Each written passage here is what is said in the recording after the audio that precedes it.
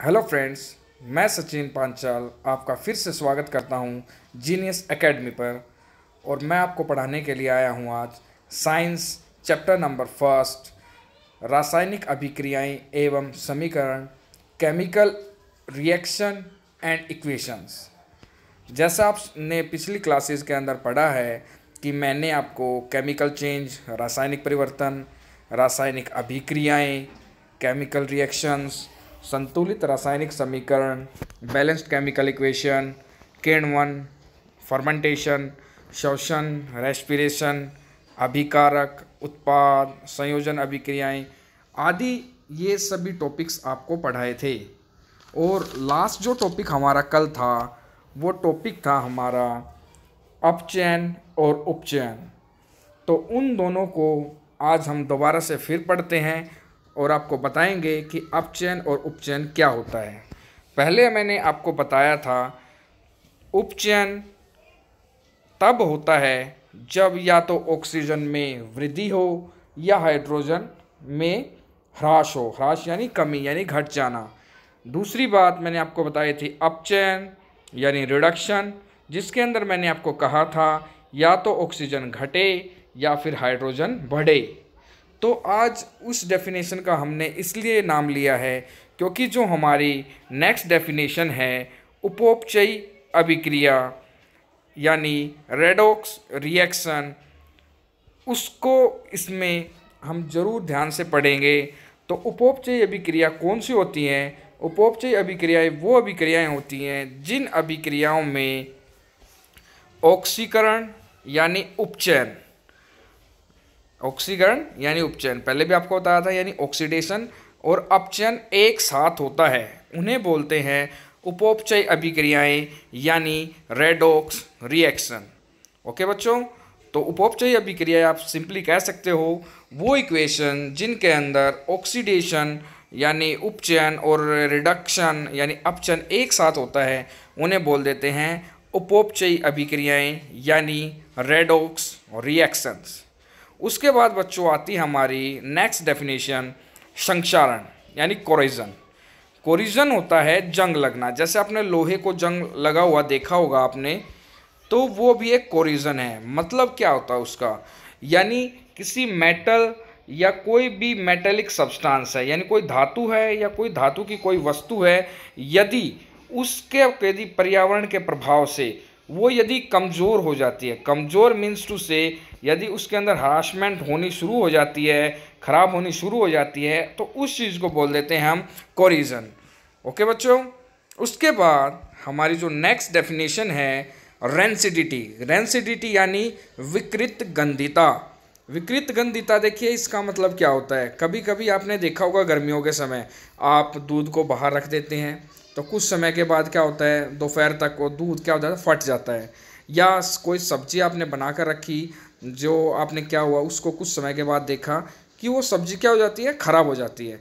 तो वो होता है रेंसिडिटी। क्यों? उसका कारण क्या है कि रेंसिडिटी के अंदर क्या होता है, वसा युक्त यानी फैटी सब्सटेंस या ऑयली सब्सटेंस जब लंबे समय तक रख दिए जाते हैं एट द रूम टेम्परेचर, तो तब क्या होता है, तो तेलों के ऑक्सीकरण यानी ऑक्सीडेशन हो जाता है ऑयल्स का।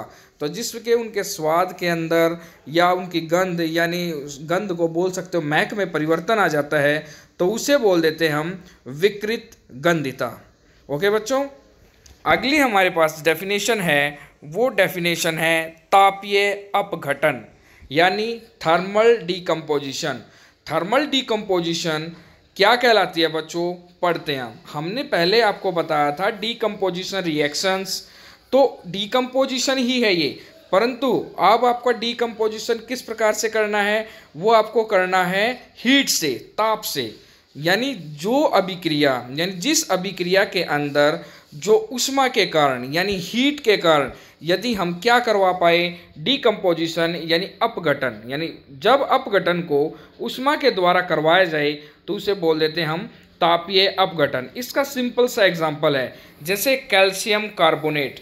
कैल्शियम कार्बोनेट जैसे संगमरमर का भी फॉर्मूला होता है, आपकी जो दीवारों पर जो सफ़ेदी होती है, चूने वाली सफ़ेदी, उसको भी हम CaCO3 यानी कैल्शियम कार्बोनेट बोलते हैं। तो जब उसको गर्म किया जाता है यानी उसको ऊष्मा दी जाती है तो वो दो पार्ट्स में डिवाइड हो जाती है। सबसे पहले पहला पार्ट है वो हमारे पास कैल्शियम ऑक्साइड और दूसरा हमारे पास कौन सी गैस रिलीज होती है, कार्बन डाइऑक्साइड। तो आप देख सकते हो इसमें कि एक ऑब्जेक्ट यानी एक यौगिक कह सकते हो आप, कंपाउंड कह सकते हो, विच स्प्लिट जो कि टूट जाता है दो अलग अलग हिस्सों में। देखो CaO पहला पार्ट है ये और CO2 ये दूसरा है। तो एक चीज आपकी दो चीजों के अंदर यदि डिवाइड हो जाए, टूट हो जाए, तो उस चीज को क्या बोल देते हैं हम, तापीय अपघटन। उसके बाद देखते हैं बच्चों विद्युत अपघटन। अब देखिए पहले था हमारा तापीय अपघटन। तापीय का मतलब क्या होता है मैंने आपको बता दिया, थर्मल यानी उष्मा से। विद्युत अपघटन इसको इलेक्ट्रोलिसिस बोल देते हैं, इस अभिक्रिया को विद्युतीकरण भी बोल देते हैं। यानी वह अपघटन की अभिक्रियाएं जो विद्युत धारा के द्वारा संपन्न होती है, यानी विद्युत धारा का प्रभाव। विद्युत धारा कहने का मतलब इलेक्ट्रिसिटी आप कह सकते हो।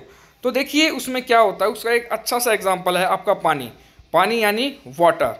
तो हम क्या करते हैं, पानी की यदि इलेक्ट्रोलिसिस करते हैं यानी उसको विद्युत ऊर्जा देते हैं तो दो चीज़ों में स्प्लिट हो जाता है, एक तो हाइड्रोजन गैस और प्लस ऑक्सीजन। तो आप देख सकते हो यहाँ पर क्या था, सिर्फ यहाँ पर एक सब्सटेंस था यानी एक यौगिक था, एक कंपाउंड था H2O और वो स्प्लिट हो गया first part and second part.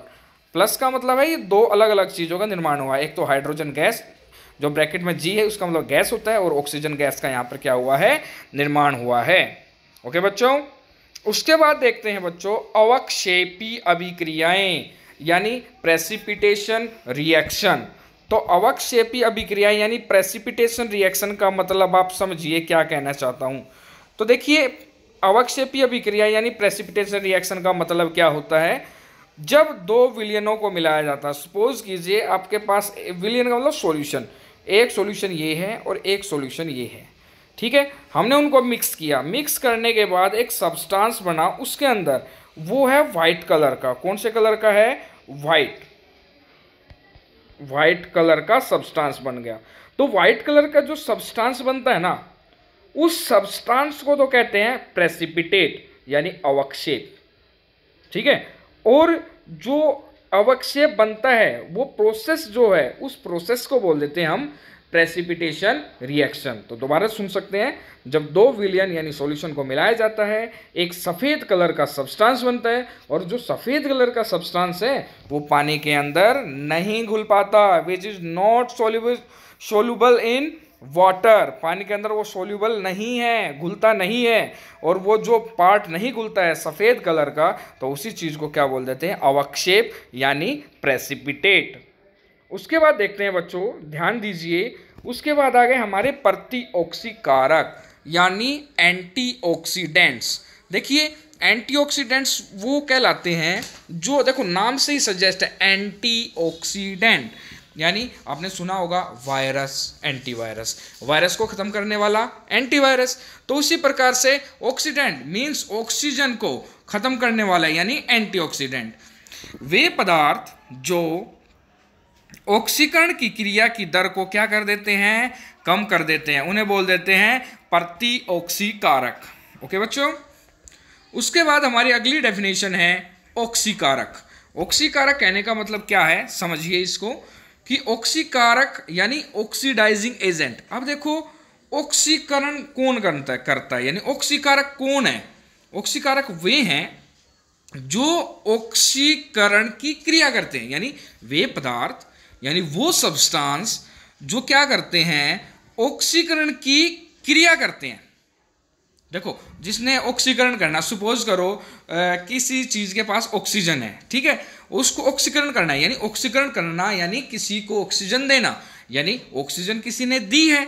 जब किसी ने ऑक्सीजन दी है तो उसके पास ऑक्सीजन कम हो गई, तो ऑक्सीजन कम होना क्या कहलाता है, अपचयन कहलाता है। तो इसलिए हम कह सकते हैं वो क्या हो गई, अपचयित। यानी ऑक्सीकारक एजेंट वो एजेंट होते हैं जो ऑक्सीकरण की क्रिया करते हैं। और ऑक्सीकारक एजेंट के अंदर, ऑक्सीकारक के अंदर क्या होता है, पहले ही ऑक्सीजन होती है उनके पास, तो ऑक्सीजन उनको दे देंगे तो खुद के पास ऑक्सीजन कम हो जाएगी, तो कम होने को बोलते हैं अपचयन। इसलिए कहते हैं वो ऑक्सीकारक, ऑक्सीडाइज एजेंट खुद रिड्यूस्ड हो जाते हैं यानी अपचयित हो जाते हैं। ओके बच्चों, आई ना बात समझ में आपको। उसके बाद देखिए, अब हम बात करते हैं पाठ्य पुस्तक के प्रश्न। पाठ्य पुस्तक के प्रश्न यानी टेक्सुअल क्वेश्चंस, जो कि आपकी एक्सरसाइज से हैं। आप इनको बड़े ध्यान से सुनना। ये क्वेश्चन नंबर फर्स्ट है जो हमारे पास दिया हुआ है, वायु में जलाने से पहले, देखो इसमें लिखा हुआ है, देखेंगे ध्यान देंगे, वायु में जलाने से पहले मैग्नीशियम रिबन को साफ क्यों किया जाता है। उसने कहा मैग्नीशियम रिबन जो आपका होता है उसको जलाने से पहले क्यों साफ किया जाता है। तो इस बात को समझने की कोशिश कीजिए। देखिए मैग्नीशियम रिबन है, जो मैग्नीशियम धातु है वो काफ़ी रिएक्टिव होती है। क्या होती है? काफ़ी रिएक्टिव। अब जो चीज़ ज़्यादा रिएक्टिव होगी वो हर किसी के साथ रिएक्शन करने की सोचेगी। और हमारी हवा के अंदर क्या है सबसे ज़्यादा तो हमारी नाइट्रोजन गैस है, लेकिन उसके बाद ऑक्सीजन भी है। तो ऑक्सीजन के साथ मैग्नीशियम क्या करेगी? संपर्क करेगी, यानी रिएक्शन करेगी। तो देखिए मैग्नीशियम एक क्रियाशील धातु है।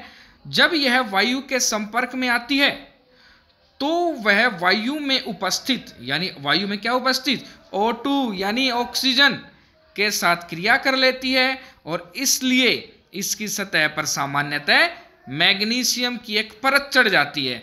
और जो ये मैग्नीशियम की परत वो होती है, ऑक्सीजन और मैग्नीशियम जब मिले तो क्या बन जाती है? हमारी मैग्नीशियम ऑक्साइड की परत। किस चीज़ की परत बन जाएगी? आपकी मैग्नीशियम ऑक्साइड की परत। तो इसलिए क्या होता है कि जब भी हम क्या करते हैं, मैग्नीशियम रिबन को साफ करते हैं, तब क्या होता है, उसके जो ऊपर की सतह है, मैग्नीशियम ऑक्साइड की जो परत है, वो क्या हो जाती है? वो वहाँ से उतर जाती है, वहाँ से ख़त्म हो जाती है। इसलिए कहते हैं कि मैग्नीशियम को जलाने से पहले या मैग्नीशियम रिबन को जलाने से पहले तो हमें क्या करना पड़ता है? उसके ऊपर की जो चढ़ी हुई परत है मैग्नीशियम ऑक्साइड की, वो परत हमें क्या करनी पड़ती है? उतारनी पड़ती है। ओके बच्चों, तो देखिए उसके बाद पढ़ते हैं बच्चों। अगला क्वेश्चन हमारा, निम्नलिखित रासायनिक अभिक्रियाओं के लिए संतुलित रासायनिक समीकरण लिखिए। यानी आपके पास जो इक्वेशंस दी हैं उनको क्या करना है? आपको पहले सिंबलिक फॉर्म में लिखना है, यानी उनके जो, जैसे हाइड्रोजन को H से लिखा जाता है, क्लोरीन को Cl से लिखा जाता है, तो इसी प्रकार से तो उसने कहा है। तो सबसे पहले आपको क्या करना है कि इनको आपको लिख करके, इक्वेशन बना करके, इनको क्या करना है? आपको बैलेंस करना है। बैलेंसिंग इक्वेशन मैंने आपको बताई थी कि बैलेंस इक्वेशन वो इक्वेशन होती है जिसमें हमारी जो एरो के साइड, लेफ्ट साइड होते हैं, वो होते हैं हमारे रिएक्टेंट यानी अभिकारक। ये आपको देखो नीचे लिखा हुआ है। और उसके बाद जो HCl जो हमारे पास दिया एरो साइन के बाद, वो चीज़ हमारे होते हैं उत्पाद यानी प्रोडक्ट। तो हम कह सकते हैं कि अभिकारक और क्या कह सकते हैं, उत्पाद के अंदर जो विभिन्न तत्व हैं उनके परमाणुओं की संख्या, उनके number of atom must be equal और बराबर होने चाहिए। यदि वो बराबर हैं तो क्या हो जाएगा? वो बैलेंस्ड है, अदरवाइज वो बैलेंस नहीं है। ओके बच्चों, उसके बाद देखते हैं। देखिए हम पहले देखते हैं सबसे पहले इक्वेशन के अंदर। तो देखिए जो ये हाइड्रोजन है आपके पास H2 है यहाँ पर, तो यहाँ पर देखिए हाइड्रोजन कितनी है, एक बार देखें। पहले सबसे पहले हम इसको ब्रैकेट लगा लेते हैं। देखिए क्या है, सभी कंपाउंड्स की, ठीक है, कंपाउंड्स है, एलिमेंट्स है। तो देखिए H हाइड्रोजन देखिए लेफ्ट साइड में देखिए कितनी हाइड्रोजन है, मैं आपको बता सकता हूँ। देखिए ये आपकी लेफ्ट साइड है, इसमें देखिए हाइड्रोजन कितनी है, सिर्फ एक यहाँ पर है। आप देख सकते हो कौन सी जगह है वो, देखिए सिर्फ हाइड्रोजन आपके पास यहाँ पर है 2, यानी हाइड्रोजन तो अभिकारक है इस साइड। तो हम क्या करेंगे, हमने एक टेबल बनाई जिसमें हमने इस साइड तो हमने क्या लिखे, तत्व लिखे हैं, एलिमेंट्स लिखे हैं। यहाँ पर हमने क्या लिखे हैं, रिएक्टेंट्स लिखे हैं। और यहाँ हमने क्या लिखे हैं, हमने उत्पाद यानी प्रोडक्ट्स। तो देखिए लेफ्ट साइड में आपके क्या हैं, लेफ्ट साइड में देखो इस साइड में तो सिर्फ आपके 2 हाइड्रोजन है। तो हम लिखेंगे अभिकारक वाली लिस्ट में हमारे पास कितने हैं, हाइड्रोजन के सामने 2 हाइड्रोजन है। उसी प्रकार से जो आपकी क्लोरीन दी हुई है, क्या दे रखी है, क्लोरीन। देखिए क्लोरीन Cl2 यानी क्लोरीन 2 है। तो क्लोरीन लेफ्ट में कितनी है हमारे पास, 2 है। आगे ना बच्चों समझ में। तो उसी प्रकार से एरो साइन के बाद क्या होते हैं, मैंने आपको बताया था, एरो साइन के बाद आपके क्या होते हैं, प्रोडक्ट्स होते हैं। क्या होते हैं, प्रोडक्ट्स। तो इन प्रोडक्ट्स को समझिए, यहाँ पर है HCl, सिर्फ ओनली 1 कंपाउंड। तो आप देखोगे क्या है, HCl आपके पास दिया हुआ है तो इसमें एक हाइड्रोजन है, देखिए सिर्फ एक, ठीक है, अकेला हाइड्रोजन। तो उत्पाद की साइड देखिए हमने हाइड्रोजन के जस्ट सामने उत्पाद वाली लाइन में हमने लिखा 1, और क्लोरीन भी Cl सिर्फ कितना है 1, तो क्लोरीन के जस्ट सामने हमने क्या लिखा है 1। तो हाइड्रोजन भी 1 है यहाँ पर, और क्या है प्रोडक्ट साइड में, और क्लोरीन भी क्या है 1 है। तो हमें इसे बैलेंस करना है। तो बैलेंस करने के लिए सबसे पहले आपको देखो क्या करना है। सबसे पहले आप एक चीज़ ध्यान रखिए कि आप सबसे पहले इसको मार्क कीजिए। यहाँ पर देखिए किस तरीके से कि हमने H2 को ऐसे मार्क कर लेते हैं, इसको ब्रैकेट के अंदर बंद कर लेते हैं। अब ध्यान रखेंगे इसके अंदर हम कुछ नहीं लिखेंगे, हम जो लिख सकते हैं, जो मल्टीप्लाई कर सकते हैं, वो हम क्या करेंगे, सिर्फ इनके बाहर ही करेंगे। यदि हम बाहर नहीं करेंगे, यदि अंदर करेंगे तो हमारा गलत हो जाएगा। तो इसलिए ध्यान रखें, देखिए हम कैसे करेंगे। तो अब हमारे पास यहाँ पर अभिकारक हैं, इधर देख सकते हो, और यहाँ पर हमारे उत्पाद है। तो हमें देखना है हाइड्रोजन को, सबसे पहले जो बड़े वाले को उठाते हैं। तो दोनों सेम है तो किसी को कर सकते हैं। हाइड्रोजन देखिए अभिकारक रिएक्टेंट में यहाँ पर 2 है, प्रोडक्ट में 1 है। तो कम कहाँ है, अभिकारक में या उत्पाद में? उत्पाद में कम है ना, अभिकारक में कम है। तो हम यहाँ पर सिर्फ मल्टीप्लाई करके ही इक्वल कर सकते हैं। अभिकारक में हमारे 2 हैं, तो मैं इसको किस से मल्टीप्लाई करूँ कि ये 2 हो जाए, उत्पाद को, इसको मैं 2 से मल्टीप्लाई करता हूँ, तो कितना हो गया ये 2। ठीक है, तो ये हमें देखो उत्पाद में मल्टीप्लाई किया है, तो हम इसको 2 से मल्टीप्लाई कर देंगे पूरे को। सिर्फ हाइड्रोजन को नहीं कर सकते, वो गलत हो जाएगा आपका, तो हमें पूरे को करना पड़ेगा। देखिए जब ये हमने 2 से यहाँ मल्टीप्लाई कर दिया, तो अब ये 2 है ना, ऐसा नहीं है कि सिर्फ हाइड्रोजन से होगा। देखो जो जिसके बाहर होता है ना, वो दोनों के साथ मल्टीप्लाई होता है। तो ये 2 जो आपका नजर आ रहा है, मैं आपको देखिए दोबारा बता देता हूँ, ये 2 इस हाइड्रोजन के साथ भी मल्टीप्लाई है, यानी 2 हाइड्रोजन होगी, देखो कंप्लीट है। और ये 2 मल्टीप्लाई हमारा क्लोरीन के साथ भी है, तो 2Cl हो गया ना, ये भी हमारा 2 क्लोरीन हो गया ना। तो क्लोरीन के सामने ये भी प्रोडक्ट साइड में, तो क्लोरीन को भी 2 से मल्टीप्लाई करो, क्लोरीन भी कितनी होगी 2। तो देखिए यहाँ पर हाइड्रोजन आपके, अब इक्वेशन को चेक कीजिए कि जो हमारे पास हाइड्रोजन है, देखिए एक बार हम दूसरा कलर पिक कर लेते हैं। तो हाइड्रोजन है जो हमारे पास, जो अभिकारक में है वो 2 है, और प्रोडक्ट में भी कितने हो गए हम 2। और जो रिएक्टेंट के अंदर जो क्लोरीन है, देखो क्लोरीन के सामने कितने हैं रिएक्टेंट में 2, और प्रोडक्ट में भी कितने हो गए हैं 2। तो यानी जो हमारी इक्वेशन है वो क्या होगी, केमिकली बैलेंस हो चुकी है। तो इस प्रकार से हमें उस इक्वेशन को देखो नीचे लिख दिया यहाँ पे H2, जैसे आपको नजर आ रहा है, Cl2 यहाँ पर देखिए Cl2 यानी क्लोरीन गैस है, और उसके बाद 2HCl, हमने 2HCl लिख दिया। तो ये हमारे पास कौन सी इक्वेशन है, ये बैलेंस्ड है। कौन सी है ये, बैलेंस्ड इक्वेशन है, यानी संतुलित समीकरण है। ओके बच्चों, आया ना समझ में? यदि आपको कहीं पे भी कोई प्रॉब्लम हो तो वीडियो को दोबारा से आप देख सकते हैं कहीं से भी। ठीक है बच्चों, आगे बढ़ते हैं और आगे देखते हैं हमारा सेकंड पार्ट, इसको देखते हैं। बड़ा ही इंटरेस्टिंग क्वेश्चन है। देखिए यहाँ पर आपको दिया हुआ है एक बेरियम क्लोराइड। क्या दिया हुआ आपको, एक बेरियम क्लोराइड, एक एल्यूमिनियम सल्फेट, एक बेरियम सल्फेट, उसका जो प्रोडक्ट आया, देखो एरो साइन है ना, यानी जब हमने बेरियम क्लोराइड को एल्यूमिनियम सल्फेट के साथ रिएक्शन करवाया, देखो प्लस का मतलब उनकी रिएक्शन हुई, तो एरो साइन के बाद हमें बेरियम सल्फेट मिला है और एल्यूमिनियम क्लोराइड। तो हमें इनके फॉर्मूले पता होने चाहिए। तो हमने लिखा कि जो हमारे पास बेरियम क्लोराइड का फॉर्मूला BaCl2, और एल्यूमिनियम जो सल्फेट का फॉर्मूला Al2SO4 का थ्राइस, और यहाँ पर बेरियम सल्फेट BaSO4, और एल्यूमिनियम क्लोराइड AlCl3। तो सबसे पहले हमें इनको सिंबलिक फॉर्म में लिखना है, जैसा कि मैंने पिछले पार्ट में आपको बताया था।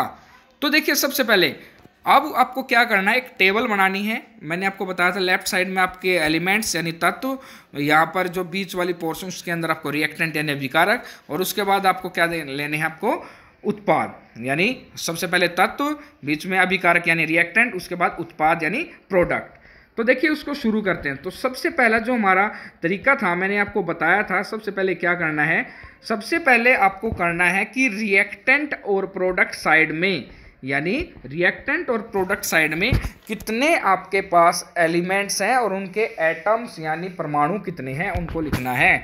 तो सबसे पहले देखते हैं Ba यानी बैरियम। बैरियम देखो सिर्फ अकेला है, देखो तो बैरियम तो अभिकारक है, देखो ये अभिकारक हैं रेड वाले मार्क में, और जो वॉयलेट वाले मार्क में है वो है प्रोडक्ट। ठीक है, इसलिए इस बात का ध्यान रखें। तो देखिए, तो बेरियम यहाँ पर हमारे पास क्या है, सिर्फ 1 है। तो मैंने रिएक्टेंट साइड में बेरियम कितना लिख दिया यहाँ पर 1। और क्लोरीन यहाँ पर कितने हैं, देखो Cl2 यानी 2 क्लोरीन है, तो क्लोरीन कितने लिख दिए हमने 2। एल्यूमिनियम कितने हैं Al2 यानी Al है 2, Al कंप्लीट है एल्यूमिनियम, तो एल्यूमिनियम कितने हो गए 2। SO4 का थ्राइस, अब इसको समझिए, देखिए ब्रैकेट का मतलब जैसे हमने पिछले वाले पार्ट में किया था, जहाँ पर ब्रैकेट होती है ना वो दोनों के साथ मल्टीप्लाई होता है, तो यानी इसको समझेंगे कि जो हमारा SO4 है इसको मेंशन करते हैं हम, देखिए SO4 का थ्राइस है, तो इसमें क्या करना, S के भी 3 हैं और ऑक्सीजन के भी ये 3 है, मल्टीप्लाई करना है उसको। तो देखिए इसको कैसे करेंगे, आपको जैसे नज़र आ रहा होगा इसमें, देखिए हम करके दिखा देते हैं आपको जूम। तो यहाँ पर देखिए जो आपके पास सल्फर यहाँ पर कितने हैं, यहाँ पर सल्फर 1 है ना, यहाँ पर देखिए सल्फर 1 की 3 से मल्टीप्लाई करोगे तो कितने हो जाएंगे 3, यानी सल्फर आ गए हमारे पास 3। ठीक है, सल्फर हमारे पास कितने हो गए 3। तो अब देखिए उसके बाद क्या होगा कि अब हमारे पास बात करते हैं ऑक्सीजन की। ऑक्सीजन देखिए यहाँ पर ध्यान से देखिए O4 है ना, यहाँ पे O4 है, तो ऑक्सीजन को किससे मल्टीप्लाई करेंगे 3 से, और ये सल्फर है S, और S को भी किससे मल्टीप्लाई करेंगे, यहाँ पर देखो कुछ नहीं होता था 1 के 3 से मल्टीप्लाई, तो यहाँ पर सल्फर हो गए 3 1 जा 3 और ऑक्सीजन 4 3 जा 12, यानी 3 1 कम 3 4 3 12। तो इसी प्रकार से हम कह सकते हैं कि हमारे पास जो सल्फर है वो तो हमारे पास 3 हो गए हैं और ऑक्सीजन है वो कितने हो गई हैं 12। इसी तरीके से हम देखते हैं प्रोडक्ट साइड में, तो प्रोडक्ट साइड में हम देखते हैं, तो देखिए अब यहाँ पर आप देखिए बेरियम सिर्फ 1 है, तो बेरियम के जो सामने मैंने 1 लिखा, सल्फर अकेला है S है, तो सल्फर के सामने देखिए, सल्फर के सामने मैंने क्या लिख दिया 1, और ऑक्सीजन हमारे पास 4 है, O4 लिखा हुआ है, तो ऑक्सीजन के जस्ट सामने मैंने लिखा 4। एल्यूमिनियम अकेला है यानी Al है, ये सिर्फ 1 है, तो एल्यूमिनियम के सामने हमने क्या लिखा 1, और क्लोरीन कितने हैं हमारे पास Cl3, तो क्लोरीन के सामने हमने प्रोडक्ट साइड क्या लिख दिया 3। ठीक है, और बेरियम हम पहले ही लिख चुके थे 1।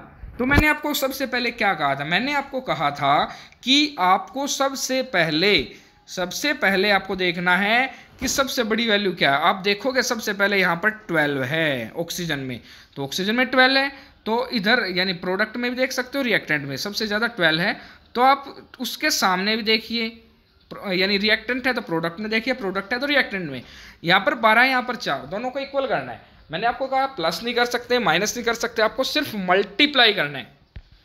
4 को किससे मल्टीप्लाई करूँ कि 12 आ जाए, अरे छोटी सी बात है, किससे, यानी 3 से मल्टीप्लाई करोगे तो कितना आ जाएगा 12, तो आपको 3 से मल्टीप्लाई करना है, वो आप देखो रिएक्टेंट में करना है या प्रोडक्ट में। आप देखिए आपको देखो आपने मल्टीप्लाई अभी कहाँ किया है 3, ये आपने किया है प्रोडक्ट साइड में, तो प्रोडक्ट साइड आपको किससे मल्टीप्लाई करना है 3 से, तो हम इसको क्या कर लेते हैं दोबारा से।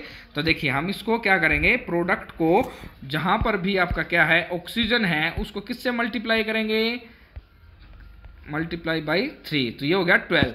तो यहाँ पर ऑक्सीजन देखिए कितनी है राइट साइड में, यहाँ पर है, इसको करेंगे हम 3 से मल्टीप्लाई। देखो मैंने 3 लिख दिया यहाँ पे, देखो जैसे मैंने 3 लिखा तो देखिए प्रोडक्ट साइड में कुछ चेंज हो गया, देखो तो यहाँ पर देखो 3 चौके 12, तो ऑक्सीजन होगी।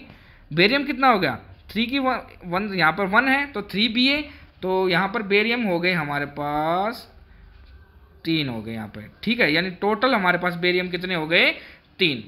ठीक है, बेरियम हमारे पास कितने हो गए, इसको काट देते हैं, बेरियम हमारे पास हो गए 3। ओके, और यहाँ पर सल्फर भी है, आप देखिए ध्यान से एक बार, यहाँ देखिए रहा सल्फर 3 है और S अकेला है, तो 3 हो गए यहाँ पर हमारे सल्फर, तो सल्फर भी हमारे यहाँ पर कितने हो गए 3 सल्फर हो गए। ओके, इस बात का जरूर ध्यान रखेंगे। अब 3 सल्फर हो गए हमारे, ठीक है, 12 ऑक्सीजन कंप्लीट हो गई हमारे पास, ठीक है, और 3 हो गए हमारे पास बेरियम। उसके बाद देखते हैं हम, अब ये 3 होने के बाद देखो ये सल्फर के साथ तो इक्वल हो गया, देखो 3 ऑलरेडी हो चुका है, बहुत अच्छी बात है। अब उसके बाद देखते हैं ज़्यादा कौन है, अब देखो बेरियम, यहाँ पर बेरियम में देखेंगे यहाँ पर 1 है, अब दूसरा कलर पिक कर लेते हैं हम, देखिए यहाँ पर बेरियम में यहाँ पर 1 है, यहाँ पर कितना है 3, तो हम क्या करेंगे अब इसको 3 से मल्टीप्लाई करेंगे, बेरियम को 3 हो गया, तो इसको 3 से जैसे ही मल्टीप्लाई करेंगे तो देखो क्या हो जाता है, 3 से मैंने मल्टीप्लाई किया, ठीक है, 3 से जब मल्टीप्लाई किया तो बेरियम 3 हो गया, इस वाले के साथ इक्वल हो गया। देखो रिएक्टेंट में और प्रोडक्ट में बेरियम क्या हो गए हैं, इक्वल हो गए हैं। देखो जब बेरियम के साथ 3 बेरियम हो गए, अब क्लोरीन भी बढ़ जाएंगे, देखो 3 2 जा 6, तो जो हमारे पास रिएक्टेंट में है वो कितने हो जाएंगे हमारे पास, कितने हो जाएंगे हमारे 3 2 जा 6, यानी हमारे पास कितने क्लोरीन हो जाएंगे 6 क्लोरीन हो जाएंगे। तो हम इसको क्या करेंगे 3 से मल्टीप्लाई, ठीक है, सॉरी। तो देखिए इसमें क्या है कि हमारे बेरियम तो 3 हो गए थे, क्लोरीन हमारे पास यहाँ पर कितने हो गए अब 6 हो गए। कितने हो गए हमारे पास क्लोरीन 6। लेकिन अब यहाँ पर राइट में देखोगे, यहाँ पर तो हमारे पास क्लोरीन 6 हो गए हैं और यहाँ पर हमारे पास 3, ये तो अनबैलेंस हो गए। तो अब आपको क्या करना है, प्रोडक्ट साइड इसको 2 से मल्टीप्लाई करेंगे। इसको क्या करेंगे 2 से, 3 2 जा कितना हो जाएगा 6। तो मैंने इसको क्या कर दिया 2 से मल्टीप्लाई। तो देखते हैं अब क्या होगा, एल्यूमिनियम।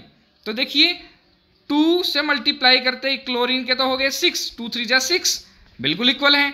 और उसके बाद क्या होगा हमारा एल्यूमिनियम, देखो 2Al है, तो हमारे पास एल्यूमिनियम भी कितने हो गए हमारे पास 2Al, यानी 2 हमारे पास एल्यूमिनियम भी हो गए हैं। तो आप देख सकते हैं अब यहाँ पर मैं दूसरे कलर से पिक करके आपको बताता हूँ। तो देखिए यहाँ पर हमारे पास 3 बेरियम है, ठीक है, और यहाँ पर रिएक्टेंट में प्रोडक्ट में क्लोरीन यहाँ पर भी 6 है, यहाँ पर भी 3 2 जा 6 है। और एल्यूमिनियम यहाँ पर क्या है हमारे पास 2 एल्यूमिनियम, यहाँ पर भी 2 एल्यूमिनियम है। सल्फर यहाँ पर 3 है, देखिए यहाँ पर भी हमारे पास क्या है 3 है। ऑक्सीजन यहाँ 12 है और यहाँ पर भी कितने हैं 12। तो हमारे पास क्या आ जाती है ये बैलेंस्ड केमिकल इक्वेशन, यानी 3Cl2 प्लस Al2SO4 का thrice arrow sign 3ASO4 plus में 2AlCl3, ये हमारे पास आ गई हमारी बैलेंस्ड केमिकल इक्वेशन। यदि बच्चों फिर भी आपको कोई प्रॉब्लम है तो इस वीडियो को बार बार देखिए, आपको ये क्वेश्चन हर प्रकार से समझ में आ जाएगा और इस प्रकार आप पूरे के पूरे चैप्टर में बैलेंसिंग इक्वेशन कर सकते हो। इससे इजी मेथड नहीं है और ये हिट एंड ट्रायल मेथड कहलाता है। क्या कहलाता है बच्चों, हिट एंड ट्रायल मेथड। उसके बाद देखते हैं बच्चों, आगे बढ़ते हैं हम। उसके बाद देखिए, उसके बाद आपका जो पार्ट है ये सोडियम, आपके लिए मैंने पार्ट दे रखा है, ये आपको सोल्व करना है और आपको ये शेयर करनी है पिक, इसको सोल्व करके आपको कमेंट के माध्यम से।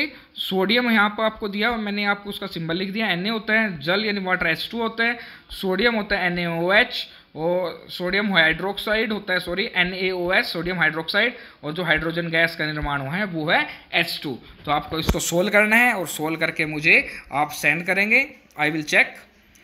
उसके बाद चलते हैं हमारा पार्ट नंबर 2, हम पढ़ते हैं क्वेश्चन। पार्ट नंबर 2 पे हम जैसे ही आगे बढ़ते हैं तो उसमें जो हमारा क्वेश्चन है वो आता है, देखिए क्या है। तो इस क्वेश्चन को हम पढ़ते हैं, समझते हैं। तो देखिए बड़ा ही इंटरेस्टिंग क्वेश्चन है, पढ़ने की कोशिश करते हैं और आप भी पढ़िए। प्रश्न नंबर 1, किसी पदार्थ X के विलयन का उपयोग सफेदी करने में किया जाता है, यानी किसी पदार्थ X का। अब हमें नहीं पता भाई किस चीज़ का प्रयोग किया जाता है सफ़ेदी करने में, अपने पेरेंट्स से पूछना बच्चों। आपको जब पहले पुराने समय में, आजकल तो पीओपी या पेंट्स वगैरह होते हैं दीवारों, लेकिन पहले सफ़ेदी किया करते थे। तो सफ़ेदी के लिए क्या करते थे, दुकान पे जाते थे और वहाँ से क्या लेकर के आते थे, वो चूना लेकर आते थे, ठीक है। उस चूने को बोलते थे, एक पैकेट के अंदर लेकर आते थे और वो पैकेट होता था 5 किलो 10 किलो इस प्रकार से, तो वो होता था चूना। उसे बोलते थे बिना बुझा हुआ चूना, ठीक है।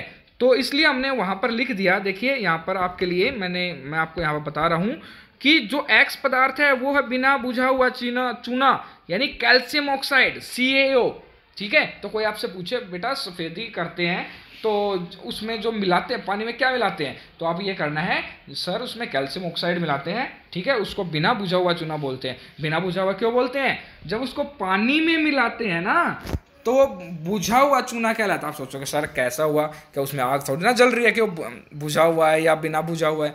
तो उसमें क्या होता है, जैसे ही पानी के अंदर चूने को डालोगे तो उसमें एक्सोथर्मिक रिएक्शन होगी, बहुत तेज उसके अंदर से हीट निकलेगी।